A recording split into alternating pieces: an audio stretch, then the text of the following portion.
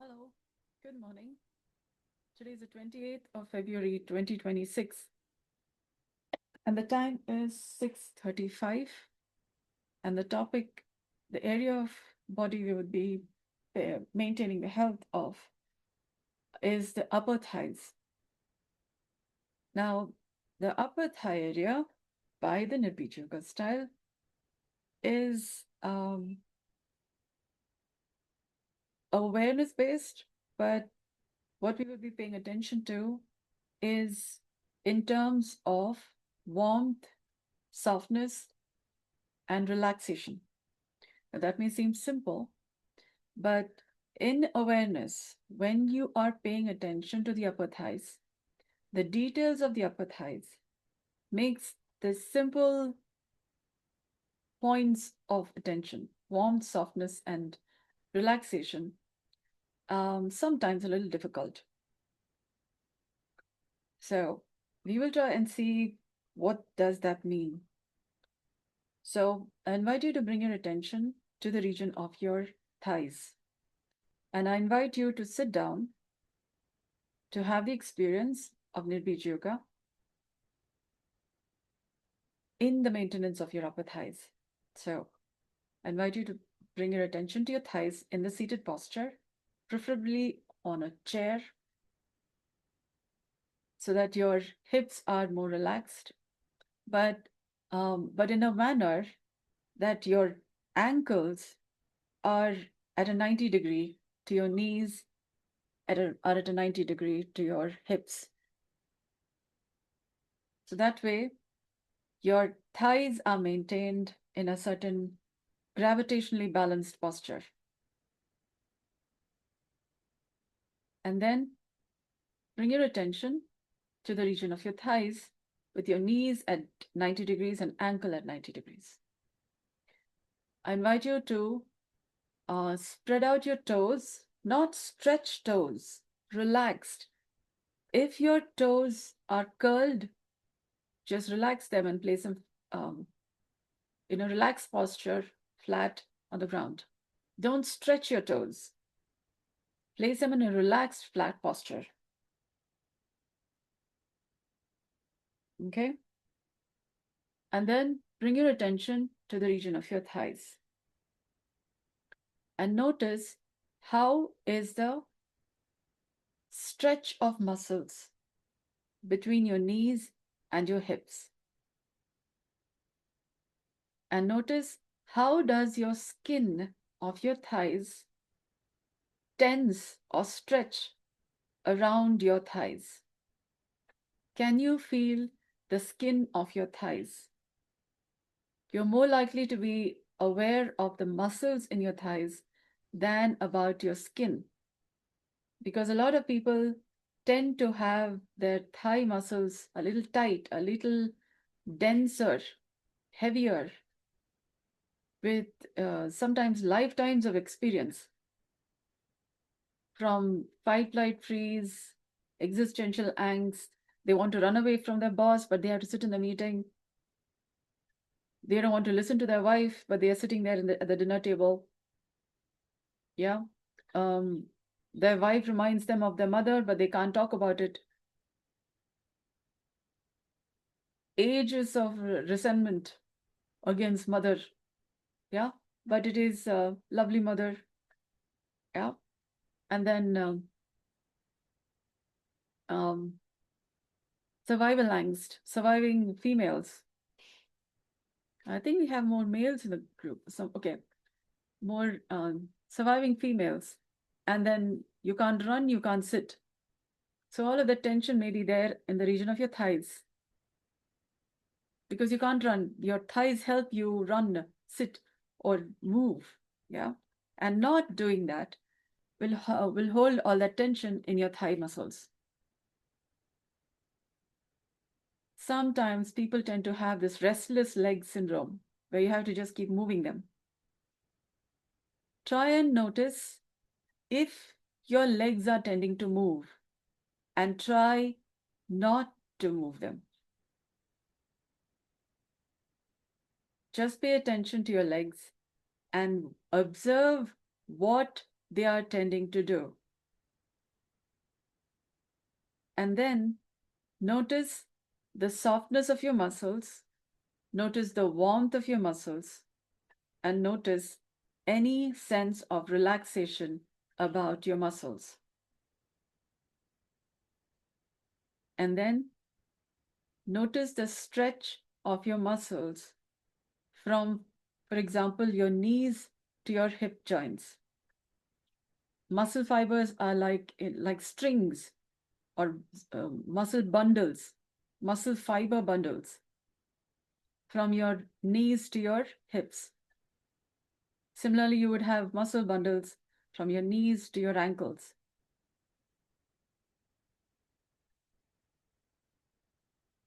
And then bring attention to any sense of tension in the skin of your thighs. Now, we will bring our attention to the region of the upper thigh. That is the region very close to your hips. And notice how is this region that is very close to your hips. The tension in this region, in the upper thighs, would be different from the tension towards your knees. Also because of the girth, the diameter of the region in the lower thighs versus the upper thighs. And upper thighs have muscles that are related to your hip joints. So the amount of work that the upper thigh region has to do is less than the work that the lower thighs have to do. Because the muscles have to hold up your body while your hip joints are moving.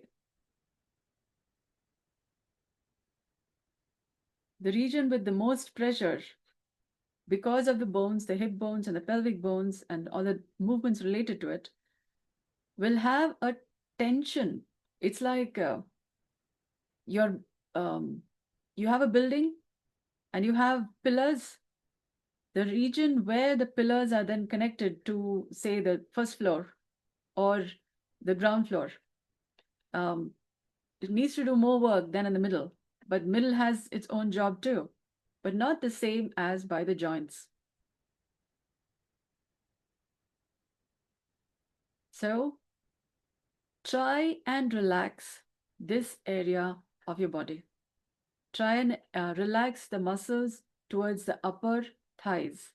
And that would mean including close to your hip joints, that is the left and right sides, the lower part of your body where you're sitting, where your legs are just beginning, about the sides, about the lower region. That is the parts of your thigh which is closely related to your glutes, your buttocks, but upper thigh region. Back of your thighs, but upper thighs. And you might have some very interesting emotions when you're paying attention to the lower part of your upper thighs, like the region where you're sitting, because this region may not have been maintained in a long time, like a very long time, because we tend to sit right from your toddlers. And we sit with this upper thigh region, lower part, connected to your glutes. Kids sometimes tend to get whacked. Elders also get whacked. Depending on what's your job, who's your authority, or what kind of relationship you have with people, or what's your placement in the whole scheme of things. So, and if you have not been, if you've been somebody who hasn't interacted with the police, then I don't know how's the relationship, but okay. Now bring your attention to any sense of tension about the upper thigh region. Now you may be saying there's only tension. If you're aware of that, I cannot hear you. I would love to hear from you. So do come live on the XApp, and we will have a conversation. I may be able to help in a way that's specific to you. Otherwise, I'm just generally talking here. May not be the same experience, or may not be an experience that helps you. I don't know. Do let me know. Okay, now bring your attention again to the lower part of your upper thighs, the region where you're sitting on, and to relax this part of your body, which you may not be aware of easily. If you are, pay attention to the length of your muscles from your buttock moving towards your knees, the lower part of your knee, or the behind part of your thighs. It may take a while, but try and pay attention to, like, let's just say, a stretch of muscles inside your thighs. There may be a stretchy sense, like when you're eating chapati, there's a certain stretchy kind of bread or tortilla. There's a certain stretchy sense to the bread. Similarly, in your thighs, from the region of your glutes to your knees, you might have a sense of a stretchiness. Okay? Now, it could sometimes be painful, but not being aware of it is maintaining the pain. You're painfully unaware. And what this area of your body, your thighs, contribute to your everyday experience of living would be so much less than what could be possible if your thigh area is maintained well enough. So, being aware of your tissues have their own benefits multiplied in, well, health, wealth, and wisdom. The amount of money you may be paying to just maintain a happy state, including maybe compulsive eating certain food just to feel well, yeah, or visiting vacation spots to feel well enough, because just because you don't know your thighs are maintaining your wellness, and you're having to go to vacation spots because your brain's not functioning otherwise. Your thighs are affecting your brain. So it could be quite expensive. Being aware of your muscles has a lot of wealth saving benefits and also wisdom. The choices you may be making because you don't know you want to run away, but you're still sitting in the same place. So notice any sense of like a bangle about the upper part of your thighs. That may be the tension zone. Like the upper parts of your thighs are like wearing a bangle because of the tension about that joint. Some people can't feel, it may seem wooden because they just can't feel their legs because they have gone through so much that it's like their legs are a separate part to them. Like they are here and their legs are there, and yeah, they have legs. So it's like it's another human being, like another part. It's just, yeah. So it's easy to say it to their thighs than regard it as part of a subjective living part of their body. Now, try and pay attention to any sense of moisture about the upper part of your thighs. Moisture or any sense of, I cannot say liquid, but it's moisture. It's also closely related to about the pelvic region. So I cannot say that's why you would feel a certain moisture, but it's also because there are arteries and veins, capillaries, moving from your trunk area, the upper part of your body, to your legs. So there would be more blood flow. Um, and this area also helps in maintaining stress. So paying attention to the fluid sense may in some way relieve some of the stress in your muscles. So try and pay attention to any fluid sense. It could be in terms of sweat, it could be in terms of a liquid sense, so to speak. You may not be able to feel the blood, but you could have some sense of a liquid. If you can feel any sense of a liquid, chances are your glutes also relax, because the glutes and your muscles are more related, because they help to support the hip joint. They're like buddies in the field. So it may be a little more easier. But now try and pay attention to your skin and skin of your thighs, all the way from your kneecaps, the sleeves of your kneecaps, all the way to your hip joints. And notice how easily can you sit. When you're sitting, is there an ease in your ability to sit? Now, you've done some work here.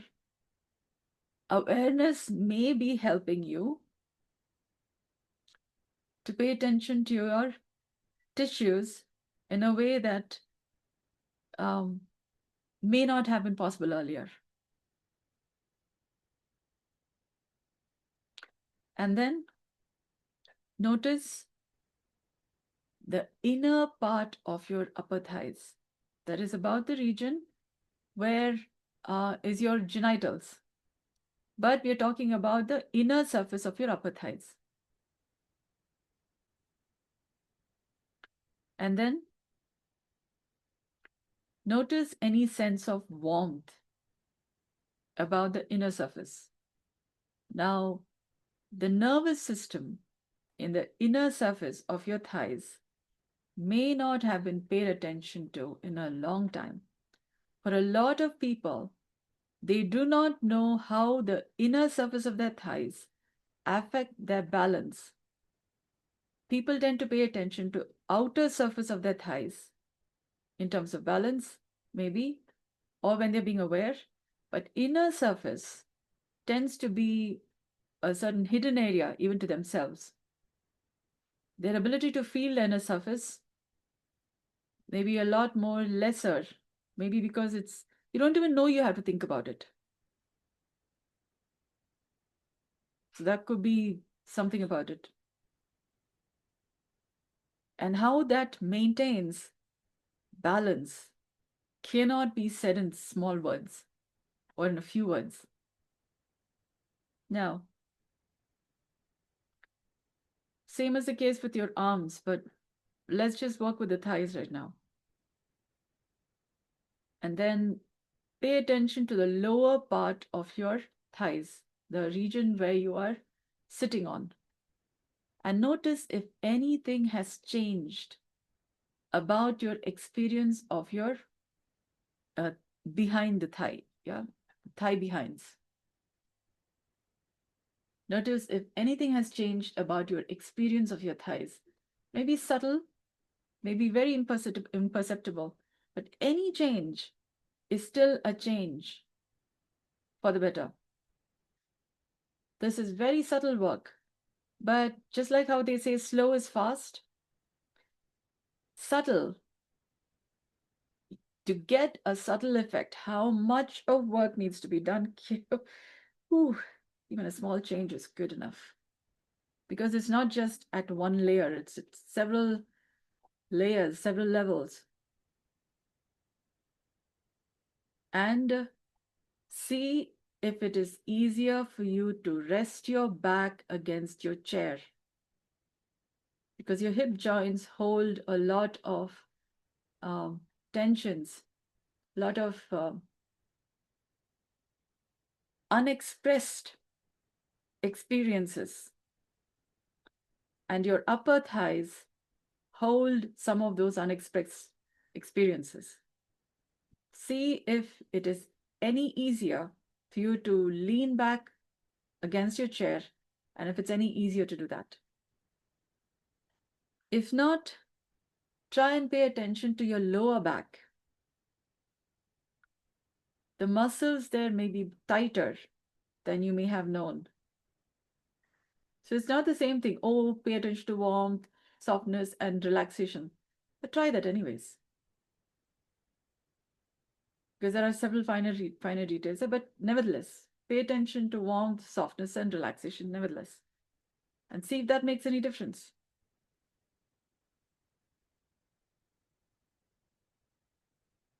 And I must tell you, you might feel these muscles a little sore.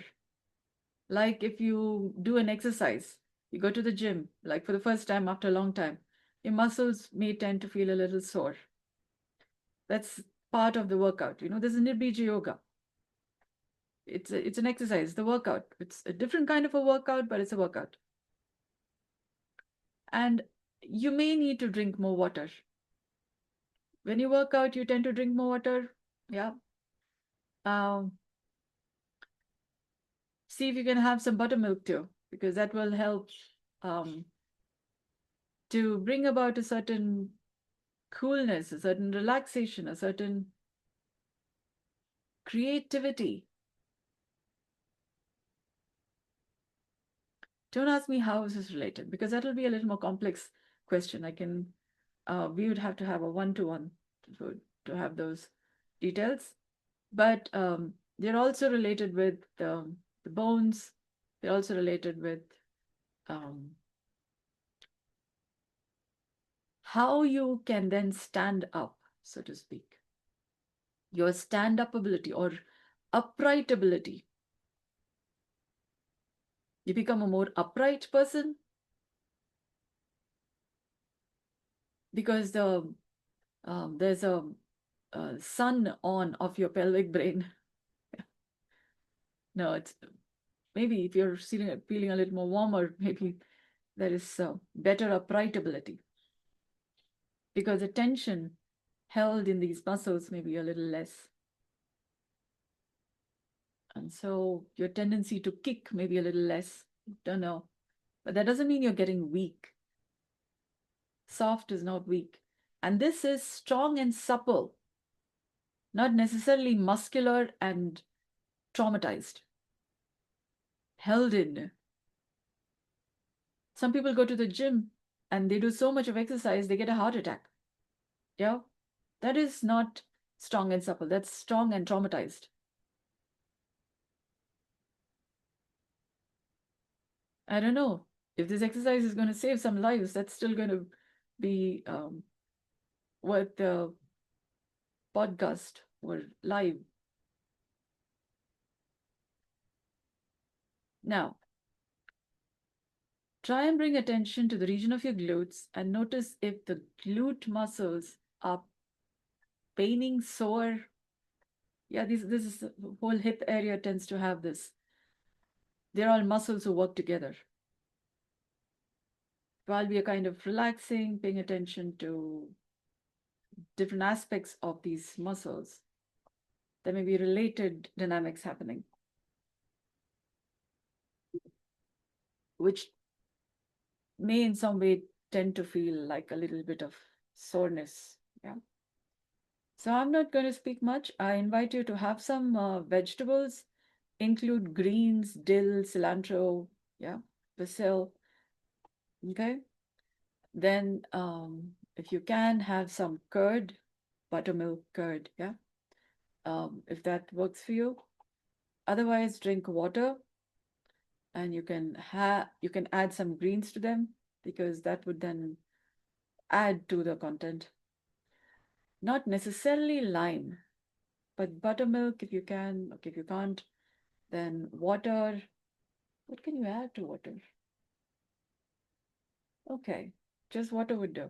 Yeah, I think you can add something to it. Um, what do you call that? Made the cilantro seeds. What do you call that? It's made cilantro seeds. Yeah. Um, and then try and walk a bit.